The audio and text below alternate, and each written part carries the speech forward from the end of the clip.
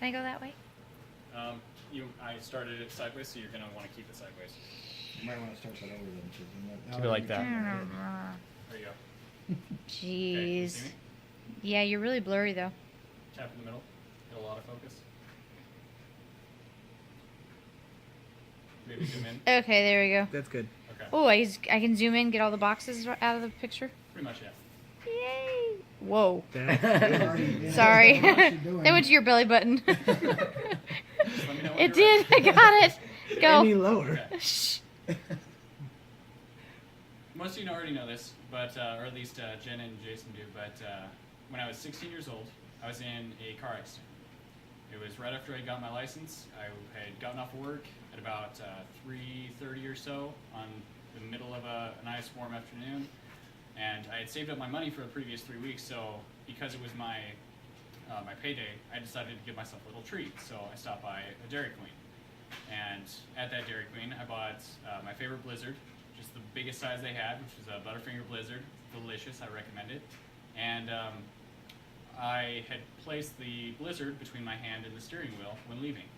And because I was in a rush, I assumed that I would just have time to put on my seatbelt kind of when I was driving down the road.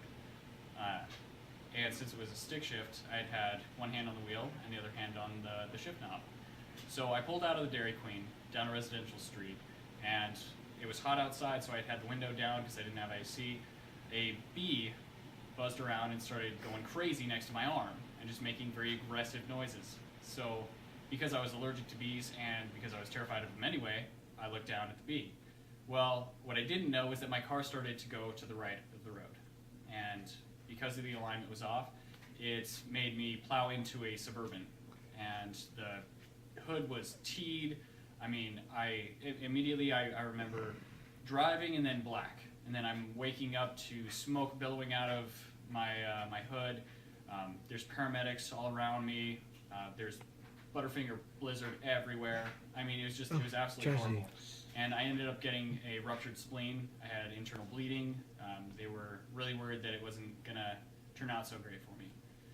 And all because I just thought, hey, I'll just do the seatbelt a little bit later. Basically, what I'm going to be talking about today is car safety, and specifically seatbelts. Now, when researching this, I noticed that there's a couple things that are in place in addition to seatbelts, like guardrails, airbags, things like that. And in addition to that, I've done research on not only the guardrails and airbags and seatbelts, but also about seatbelts in particular. And then in addition to that, it actually led me to try to see what type of research I could find about trucks, cars, and who uses their seatbelt more or less to see where we could improve. Now, in addition to the guardrails and airbags, seatbelts have actually dramatically reduced the impact of the fatality rate significantly.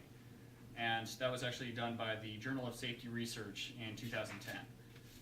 Now, I've heard both sides of the story about how seatbelts help, seatbelts don't help because you have all these other safety features. Well, I wanted to see what seatbelts really did just by themselves. So I did some research and found solid evidence that the effectiveness of seatbelts were actually 57% effective if you're head-on in a head-on collision.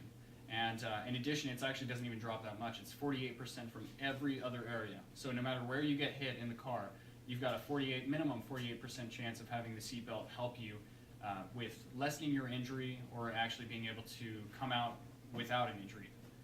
Now, the question I'd ask myself at that point is, wouldn't you want your family to actually have a 48 to 57% chance of being less harmed in an accident by wearing a seatbelt? Because a lot of my friends, specifically ones who have driven trucks for a living or just in their spare time, they don't wear seatbelts. And I'd always get in their car and they'd make a big deal about me wearing a seatbelt and them not. So I said, okay, well, let me do some research on who uses it more, because it appears that they don't use it, but I wanted to see if that was actually a fact.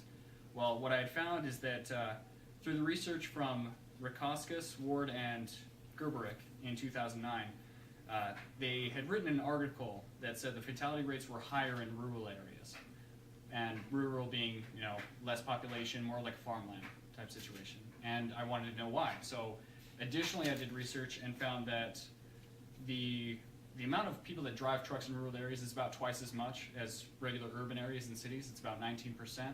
Although even though it's only 19% of the people that drive trucks, they equated for 44% of fatality crashes for the entire nation. And that was done in 2006, or 2005 that study was done.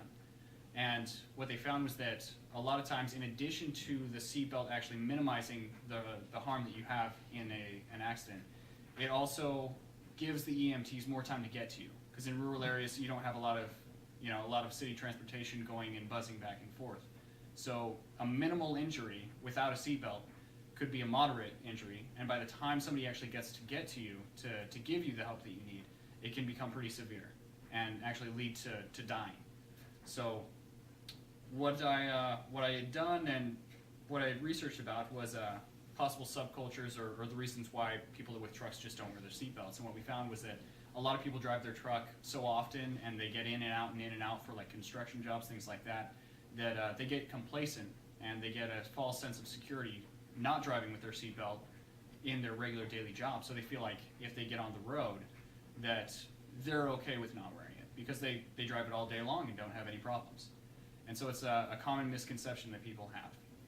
But the reasoning for the research today was just to make sure that not only that we looked at the information with unbiased eyes, but also that we remove the myths about, well, seatbelts work, seatbelts don't work, they can cause harm. I wanted to get really down to the actual facts of it. And in addition, try to inspire other people by utilizing this information to be safer in the future. Thank you.